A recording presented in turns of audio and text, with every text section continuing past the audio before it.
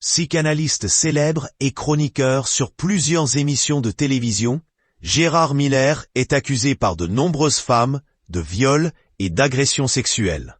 Les journalistes Alice Augustin et Cécile Olivier ont publié un livre, Anatomie d'une prédation, aux éditions Robert Laffont, à ce sujet. Pour nos confrères du Parisien, les deux journalistes reviennent sur les accusations qui sont portées à l'encontre de Gérard Miller. À Paris 8, où il dirigeait le département de psychanalyse, il était aussi admiré.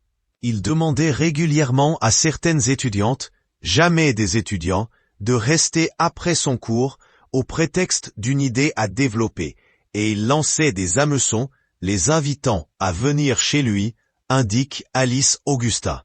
D'ailleurs, sur le plateau de télévision aussi, Gérard Miller, qui a accueilli un nouvel enfant récemment, aurait profité de sa notoriété pour attirer des jeunes femmes dans ses filets.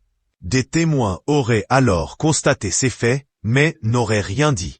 En régie, ils entendaient ces conversations aguicheuses. Mais c'était un sujet de raillerie, parce que Gérard Miller leur faisait penser au personnage de Michel Blanc dans Les Bronzés, un Don Juan un peu ridicule. Mais certaines personnes ayant été témoins ont brisé le silence pour le livre des deux journalistes.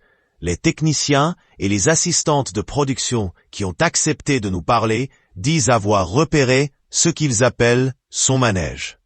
Ils le voyaient discuter avec les jeunes filles au premier rang du public avant l'émission ou pendant la pause.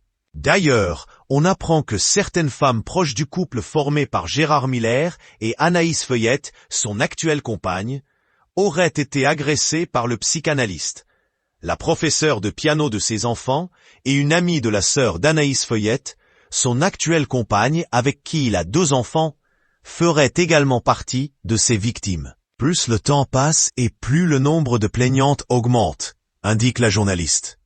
Sur des plateaux de tournage aussi, Gérard Miller aurait tenté sa chance lors de tournages de films, notamment auprès d'Anna Mouglalis et de Marianne Dénicourt, qui en parlent pour la première fois.